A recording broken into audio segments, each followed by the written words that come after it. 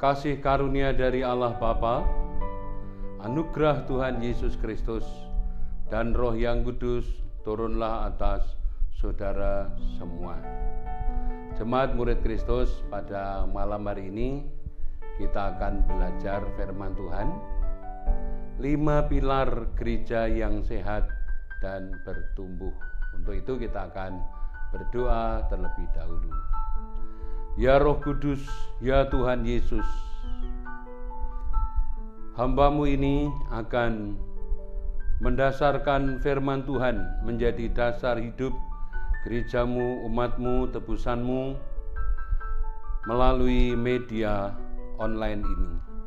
Biarlah Tuhan, firman-Mu Yesus yang hidup, Roh yang hidup, membangun gereja-Mu, jemaat-Mu, tubuh-Mu dalam kekuatan ilahi-Mu untuk memuliakan nama-Mu dan menyaksikan Injil kerajaan-Mu di bumi ini. Pakailah hamba-Mu yang terbatas ini supaya menjadi saluran kuasa Roh Kudus yang tidak terbatas. Di dalam nama Yesus Kristus kami berdoa. Amin. Jemaat murid Kristus, 5 pilar gereja yang sehat dan bertumbuh. Kisah Para Rasul pasal 6 ayat 7. Firman Allah makin tersebar dan jumlah murid di Yerusalem makin bertambah banyak. Juga sejumlah besar imam menyerahkan diri. Firman Allah makin tersebar dan jumlah murid di Yerusalem makin bertambah banyak, dari 3.000 menjadi 5.000, dan ini menjadi lebih besar, belum disurvei, dikalkulasi. Juga sejumlah besar imam menyerahkan diri dan percaya. Ini adalah pertumbuhan gereja mula-mula. Mari kita lihat beberapa hal yang membuat mereka sehat dan bertumbuh menurut Kisah Para Rasul. Kita akan pelajari. Jadi 5 pilar gereja yang sehat dan bertumbuh yang terjadi di dalam gereja mula-mula akan kita pelajari. 5 pilar gereja yang sehat dan bertumbuh terjadi pertama kali adalah ibadah, 2 adalah persekutuan, 3 adalah pemuritan, 4 adalah pelayanan, 5 adalah penginjilan. Jemaat murid Kristus, mari kita akan bahas yang pertama, pilar gereja pilar yang menumbuhkan pertumbuhan gereja yang sehat dan bertumbuh. Yang pertama adalah pilar ibadah. Jemaat mula-mula dibangun atas dasar ibadah. Di sini yang dimaksud ibadah adalah bahwa jalan hidup manusia diberikan sepenuhnya untuk Tuhan melalui penyangkalan diri, memikul salib, mengikut Tuhan sepenuhnya. Karena Tuhan sudah menebus, memberikan nyawa hidupnya bagi kita, maka seluruh hidup, jalan hidup kita adalah bagi Dia. Jadi ibadah di sini lebih merupakan jalan hidup untuk Tuhan. Itu dasar hatinya.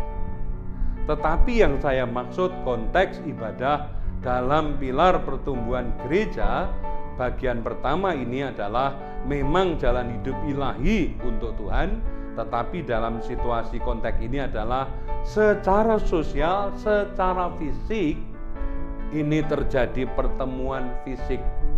Pertemuan 2-3 orang berhimpun untuk menyepakati hidup ilahi bagi Tuhan. Mari saya jelaskan dari Matius 18 ayat 20. Jadi ibadah ini pengertiannya adalah sikap hati yang hidup untuk Tuhan, hidup di jalan Tuhan, bagi Tuhan. Tetapi konteks ibadah yang saya maksud pada pertumbuhan gereja di sini adalah sikap hati yang benar, itu pasti, tetapi juga kehadiran fisik untuk membangun persekutuan. Matius 18 ayat 20, Sebab di mana 2 atau 3 orang berkumpul dalam namaku, di situ aku ada di tengah-tengah mereka. 2-3 orang berkumpul dalam namaku untuk hidup bagi dia, untuk hidup memuliakan dia, menyembah dia, bersyukur kepadanya, dan mengaktifkan anugerah firman di dalam roh, jiwa, tubuh kita, maka di situ Tuhan ada di tengah-tengah kita. Ibrani pasal 13 ayat 15 memberi penjelasan berikutnya. Ibrani 13 ayat 15, sebab itu marilah kita oleh Dia senantiasa mempersembahkan korban syukur kepada Allah, yaitu ucapan bibir yang memuliakan namanya. Di dalam sikap hati orang yang hidup untuk Tuhan, secara fisik mereka bertemu untuk menyepakati hidup di dalam Tuhan, lalu mereka dikatakan senantiasa mempersembahkan korban syukur kepada Allah, yaitu ucapan bibir yang memuliakan namanya. Konteks Ibrani 13 didahului dengan 14 dan 13, ayat 15 ini didahului ayat 14 dan 13, dan sebelumnya di sana adalah tentang korban Kristus di kayu salib. Korban Kristus di kayu salib itulah yang menjadi konteks ayat ini, di mana Kristus yang dikorbankan di kayu salib itu kemudian menjadi ucapan bibir, pengucapan syukur yang mempermuliakan Tuhan Allah.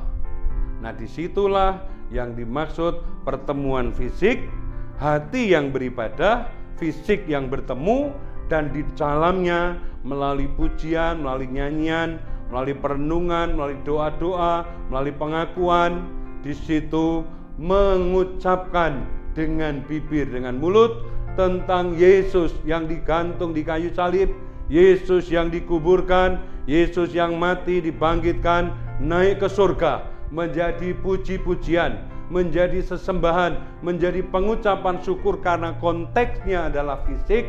Di sini adalah ucapan bibir yang memuliakan Allah dalam konteks pertemuan ibadah. Tentu dengan sikap hati yang benar. Efesus 5 ayat 19 menjelaskan bagaimana ibadah ini menjadi pilar penting pertumbuhan gereja adalah Efesus 5 ayat 19. Dan berkata-katalah seorang kepada yang lain dalam mazmur, kidung, puji-pujian, dan nyanyian rohani. Bernyanyi dan bersoraklah bagi Tuhan dengan segenap hati.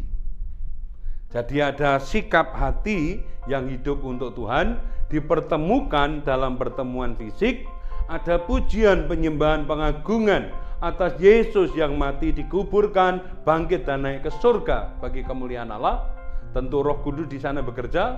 Lalu di situ juga dalam bentuk mazmur, puji-pujian, nyanyian rohani, bernyanyi dan bersorak dengan segenap hati. Ini ibadah pada zaman Kisah Para Rasul ditulis, ibadah gereja mula-mula yang menjadi dasar pondasi yang kuat bagi pertumbuhan gereja yang sehat dan bertumbuh. Jemaat murid Kristus, mari kita bahas yang kedua. Setelah mereka beribadah, tidak cukup hanya pertemuan fisik, menyanyi, memuji, menyembah, bersyukur, walaupun itu penting dan mendasari hati pertemuan mereka, tetapi mereka melanjutkan Efesus 4 ayat 3, yaitu adanya persekutuan. Persekutuan. Jadi setelah beribadah, mereka tetap bersekutu. Ya, saya jelaskan bersekutu di sini adalah memadukan hidup, sumber daya hidup sebagai kelompok bersama, kongsi hidup bersama, memodali hidup bersama, yaitu hidup untuk Tuhan yang dimiliki bersama-sama untuk kemuliaan Tuhan.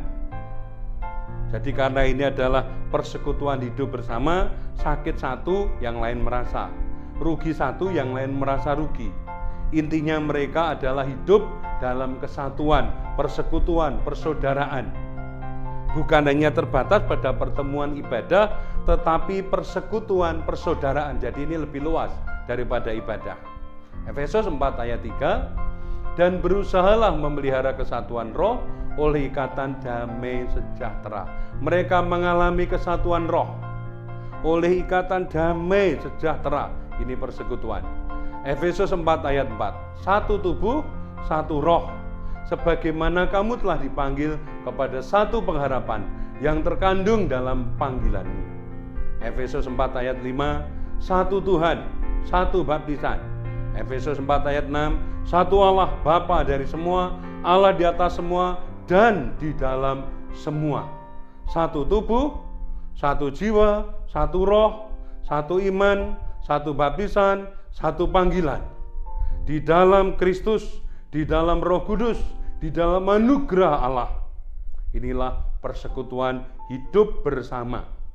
Bukan hanya pertemuan ibadah, tetapi hidup dalam persekutuan satu dengan yang lain. Tuhan ada di dalamnya. Mari kita pelajari yang ketiga. Jadi yang pertama adalah ibadah, yang kedua adalah persekutuan, yang ketiga adalah pemuritan. Umat yang beribadah, umat yang bersekutu tidak cukup. Harus dilatih, harus dikembangkan talentanya, dikembangkan karunianya, dikembangkan sumber dayanya untuk membangun diri pribadi, keluarga, dan membangun persekutuan tubuh Kristus. Bahkan talenta dan karismata, karunia ini berguna untuk kesaksian berikutnya, menjangkau jiwa-jiwa berikutnya. Jadi pemuritan ini adalah pelatihan hidup, pengembangan talenta, pengembangan karismata, karunia. Dan ini disiplin, perlu latihan, perlu belajar, perlu guru, perlu pemberdayaan. Matius 28 ayat 20, dan ajarlah mereka melakukan segala yang telah kuperintahkan kepadamu. Dan ketahuilah aku menyertai kamu senantiasa sampai kepada akhir zaman. Ajar mereka, belajari mereka, latih murid-murid umat tebusan harus diajar, harus dilatih, dikembangkan talenta, dikembangkan karismata karunianya, membangun dirinya, membangun keluarganya, membangun persekutuan, bahkan jadi alat untuk kesaksian di dunia ini. 1 Timotius 4 ayat 7, tetapi jauhilah tahayul dan dongeng nenek-nenek tua, latihlah dirimu beribadah.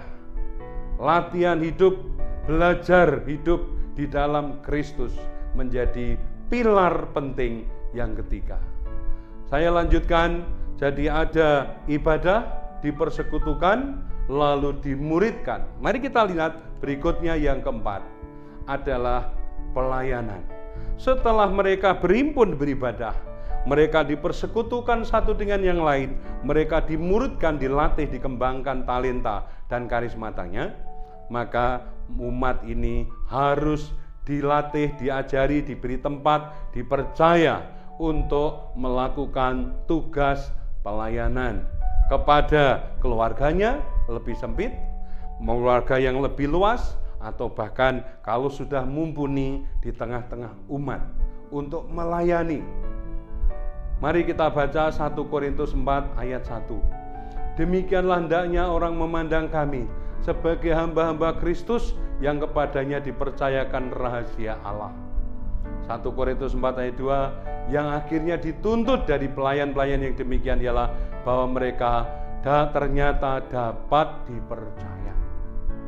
Melayani itu dipercaya skill, teknik, dipercaya kompetensi, kesanggupannya yang sudah diakui dan mumpuni dari berbagai hierarki dan kelas yang sederhana sampai yang rumit.